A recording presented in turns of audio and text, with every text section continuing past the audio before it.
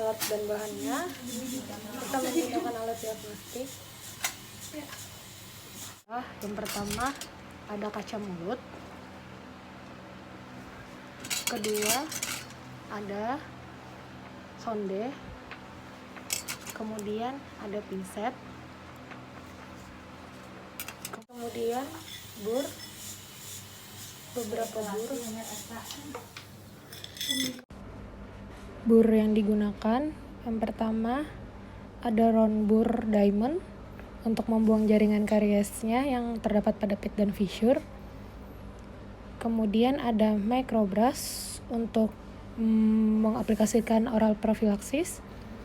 Kemudian ada bur alpin untuk polishing pada pit dan fissure. Kemudian ada beberapa bur enhance untuk menghaluskan atau mengkilapkan. Kemudian cotton pellet. Kemudian cotton roll. Kemudian microbrush. Kemudian push untuk mengeringkan. Kemudian LED. Kemudian oral prophylaxis. Kemudian ada bahannya menggunakan bonding, flagel komposit, dan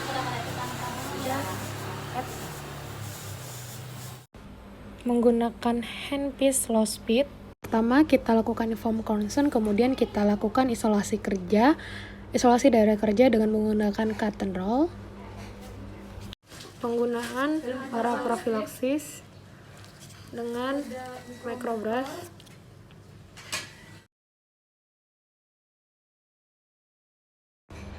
Kemudian kita keringkan dengan microbrush dan yang dicampur dengan air. Setelah itu kita keringkan dengan menggunakan cotton pellet. Kita keringkan kavitas yang tadi telah kita preparasi sampai kering.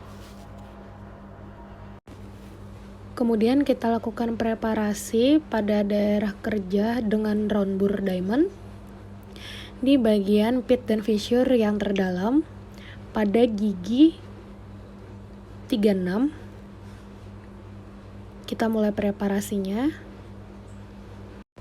Kita preparasi sambil meretraksi dengan menuangkan kaca mulut.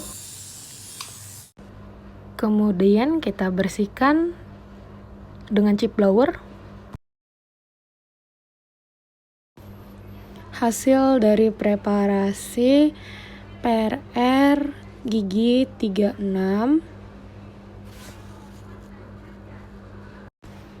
Kemudian tahapan selanjutnya kita mengaplikasikan ETSA dengan microbrush pada pit dan fissure yang telah kita preparasi.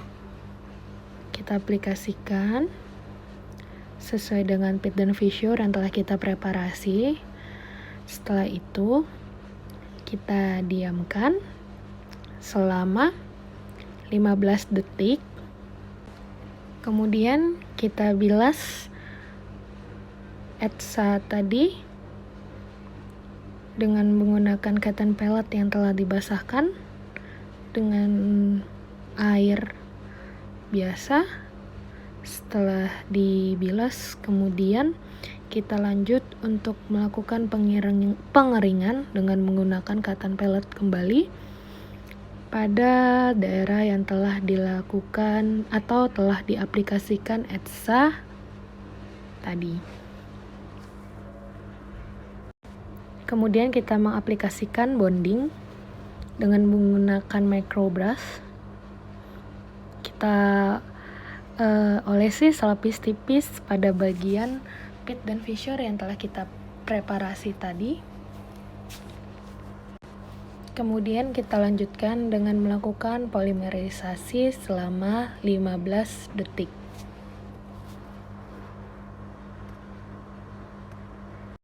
Kemudian kita aplikasikan bahan flowable composite pada gigi yang telah kita aplikasikan bonding. Setelah itu kita aplikasikan flowable composite tadi pada pit dan fissure-nya sesuai dengan bentuk anatomi dari pit dan fissure dari gigi 36. Kita aplikasikan dan sambil kita bentuk fissure-nya.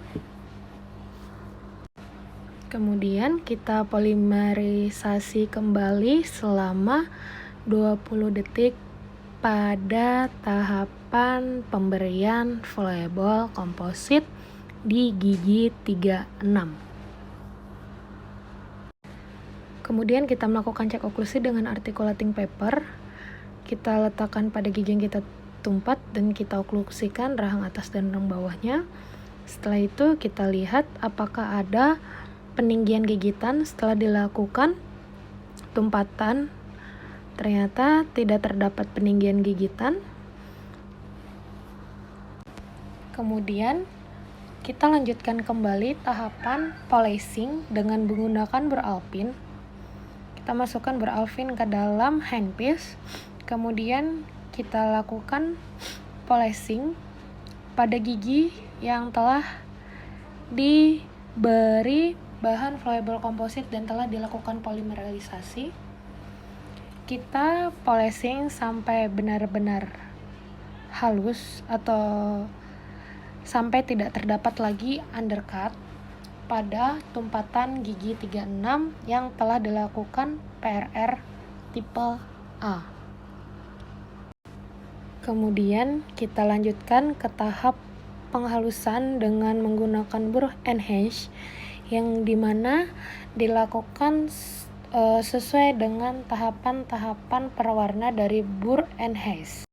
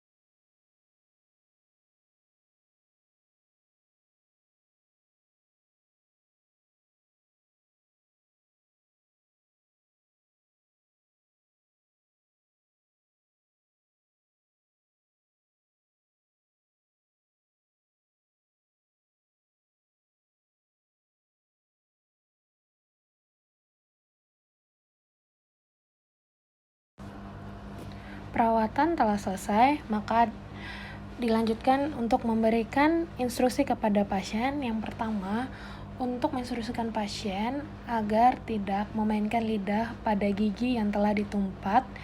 Kemudian, menginstruksikan pasien untuk tidak makan dan minum setelah 30 menit. Kemudian, menginstruksikan pasien untuk menjaga oral hygiene rongga mulutnya dan kontrol kembali setelah 7 hari kemudian. Terima kasih.